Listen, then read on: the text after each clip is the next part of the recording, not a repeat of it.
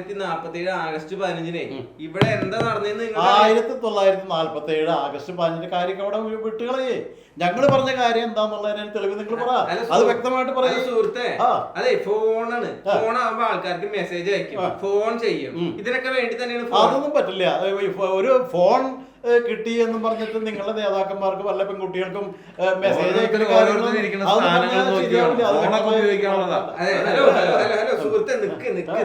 Hello സുഹൃത്തെ, നിങ്ങൾ ഈ മുതലാളിത്തത്തിനെതിരെ പറയുകയും ചെയ്യും, എന്നിട്ട് മുതലാളിമാരെ തോളത്ത് കൈയിട്ട് അടക്കുകയും ചെയ്യും. അതല്ലേ നിങ്ങൾ ചെയ്തോണ്ടിരിക്കുന്നത്?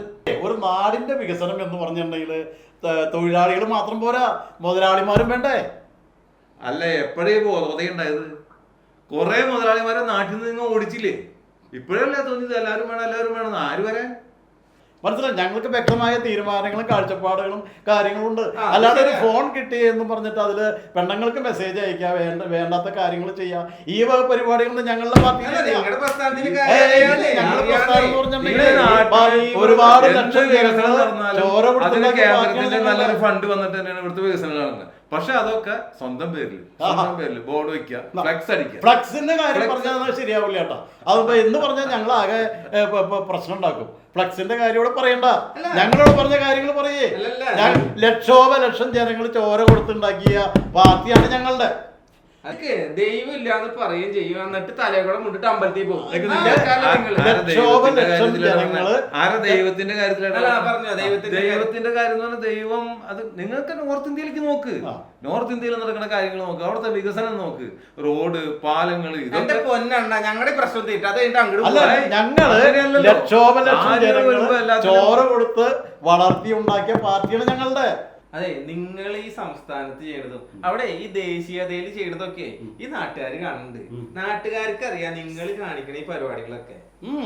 നേതാക്കന്മാരെ, നിങ്ങൾ ഈ കാണിക്കുന്നതും പറയുന്നതൊക്കെ ഈ ജനം അറിയുന്നുണ്ട്.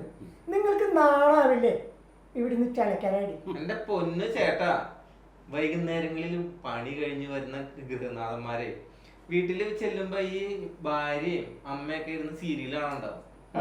അത് കാണുമ്പോ അവര് ആ ചാനൽ മേടിച്ചിട്ട് ഇതിങ്ങനെ കുത്തി കുത്തി കുത്തി ന്യൂസ് ചാനൽ വെക്കുമ്പോഴേ ഞങ്ങൾ ഇങ്ങനെ കുറച്ച് പേര് വന്നിരുന്നിട്ട് തല്ല് കൂടാൻ കണ്ടാൽ എന്തുണ്ടാവും? ആ ചാനൽ തന്നെ കാണും. അല്ലെങ്കിൽ അവരെന്ത് ചെയ്യും? അടുത്ത ചാനലിലേക്ക് പോകും. എന്റെ പൊന്നു ചേട്ടാ, പൊതുജനം വിവരമില്ലാത്തവരൊന്നുമല്ല. അവർക്കറിയാം അവര് പണിയെടുത്താലേ അവർക്ക് ജീവിക്കാൻ പറ്റുള്ളൂ. പിന്നെ ഞങ്ങൾ ഇങ്ങനെ ഇരുന്ന് സംസാരിക്കുന്നത് അത് അവർക്കൊരു രസമാണ്. അതുകൊണ്ട് പൊതുജനത്തിന്റെ കാര്യം ഞങ്ങളുടെ അടുത്ത് പറയാൻ നിൽക്കല്ലേ. അതൊന്നും പോലെ പറഞ്ഞ കാര്യങ്ങൾ ശരിയാവില്ല. ലക്ഷോപലക്ഷം ജനങ്ങള് ചോര കൊടുത്തുണ്ടാക്കിയ പാർട്ടിയാണ് ഞങ്ങളുടെ. അത് കഴിഞ്ഞില്ല. അതൊക്കെ പോട്ടെ, നമുക്ക് ഇന്നത്തെ വിഷയത്തിലേക്ക് തന്നെ വരാം. അല്ല, എന്താണ് വിഷയം? ഇന്നത്തെ വിഷയം എന്തോ ആവട്ടെ, ഇങ്ങനൊരു വിഷയം ഇവർ ഉണ്ടാക്കിയതുകൊണ്ടാണല്ലോ എനിക്ക് ഇതുപോലെ അവിടെ വന്നിരുന്ന വിഷയത്തിൽ പങ്കെടുക്കാൻ പറ്റും. ആ ഒരു ബഹുമാനം ഞങ്ങൾക്ക് പരസ്പരം ഉള്ളത് കൊണ്ടാണ് ഞങ്ങൾ ഇവിടെ വന്ന് ഇങ്ങനെ ചിരിച്ചിരിക്കാൻ പറ്റുന്നത്. കുറച്ചു പേര് നിങ്ങൾ പറയുന്നതൊക്കെ ആസ്വദിക്കുന്നുണ്ടോ, പക്ഷെ എല്ലാവരും അങ്ങനെയാണെന്ന് കരുതരുത് കേട്ടോ.